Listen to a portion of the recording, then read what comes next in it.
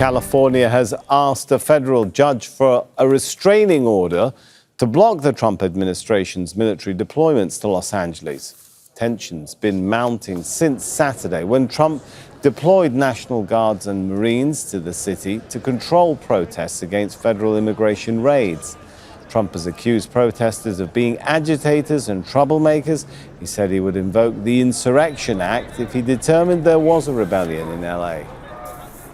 If there's an insurrection, I would certainly invoke it. We'll see. But I can tell you last night was terrible.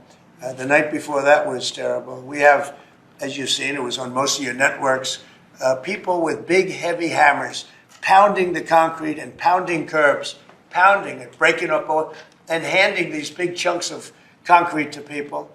And they were taking that concrete, going up on bridges and dropping it into the roof of a car. They were throwing it at our police. They were throwing it at our soldiers that are there. And we got it stopped, and we have them in custody right now. Well, Phil Lavelle is live for us in Los Angeles. Phil, we can see some people behind you. What does turnout look like today?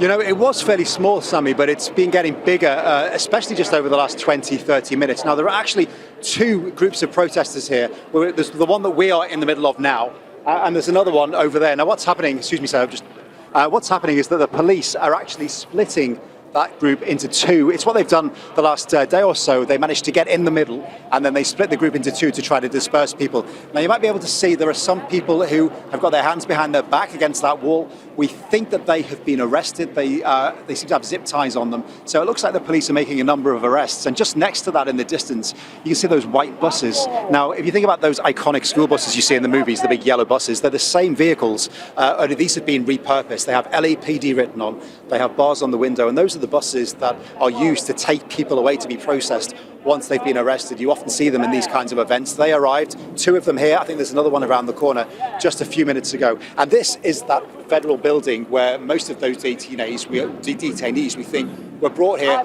in those days. And this has really become the focal point for those protests. The National Guard are protecting that building. You can't see them because they're a bit around the corner. But that's where the detainees were being held, although we understand that some of those detainees, at least, have been moved elsewhere. Karen Bass, the mayor of Los Angeles, said yesterday that some had been taken away. She didn't know where. But we do know that there are reports that some people were deported already. They were deported immediately. We've had reports of people giving interviews in Mexico who say that they were arrested, split from their families, and are already back in Mexico. And these raids are continuing. In the early days, a few days ago, they would pop up in different areas. People would mobilize and they would get to these raids. They seem to be happening at a much quicker pace now. ICE, the Immigration and Customs Enforcement Agency, they turn up, they round people up, and before protesters can arrive, they're gone, which is why the protests are taking place here. They're taking place in Los Angeles, these raids, but we also know that they've been taking place in San Francisco today as well. In fact, we understand that some immigration hearings there, they were actually postponed because of fears of safety. So this is happening not just in LA, but all around California. And remember, California is full of these so-called sanctuary cities. These are those cities that refuse to offer their assistance at a state level to those federal authorities to help them process these migrant arrests. And Phil, we know California is now challenging the White House's deployment order for the Marines. Any sign of the Marines at this point, though? Not at the moment. There are 700 or so active Marines ready to deploy. We understand that they're not yet in the city. They are waiting for orders. If they do come in, the executive order signed by the president gives them 60 days to be here. Not cheap either. Officials from the Department of Defense were on Capitol Hill this morning saying that it's costing about $130 million just to have them here. And then the question is, what will they do when they get here? You ask Mayor Karen Bass. She said quite simply this morning during a press conference, I have no idea what it is they will do when they get here. And that is because communications between the state and the federal authorities seem to be completely broken down. They are not talking to each other except through lawyers, which is why we saw the state launch this legal challenge against the administration. California suing the administration, saying that Donald Trump and the Secretary of Defense, Pete Hegseth, have violated the 10th Amendment. Now, that went to a federal court, and just about half an hour or so ago, we were told that California has lost that emergency appeal to have a temporary restraining order put in. There is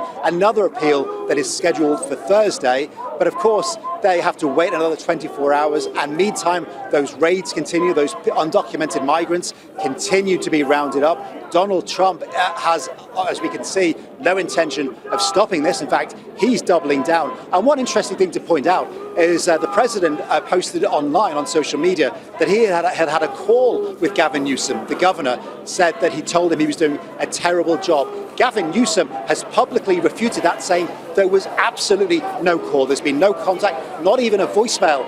He says that in his case, he thinks it is extremely concerning that the president doesn't appear to know who it is that he's talking to. All right, that's Phil Lavelle updating us from Los Angeles. Let's keep this going, though, but we're going to cross over to Kristen Saloomey, the other side of the U.S., New York. What's the mood like there? I understand protests building up there too, right?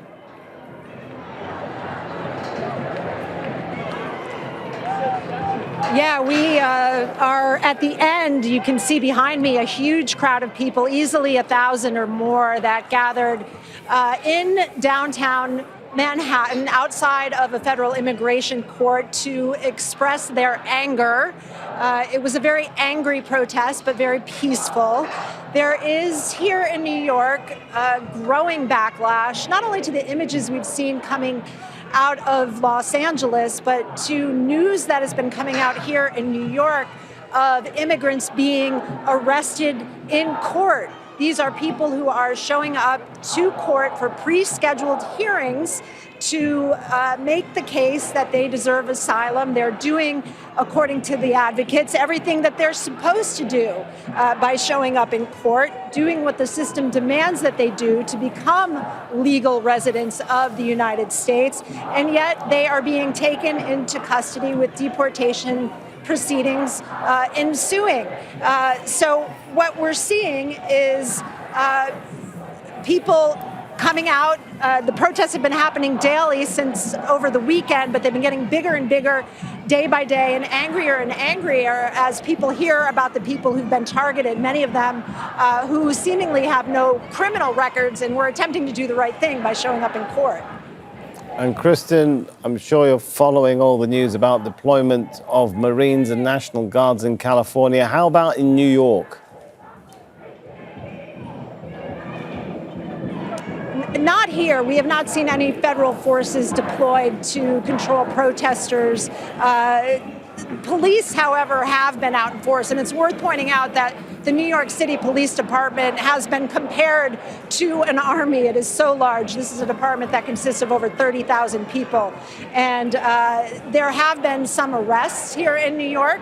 Over the weekend, a few.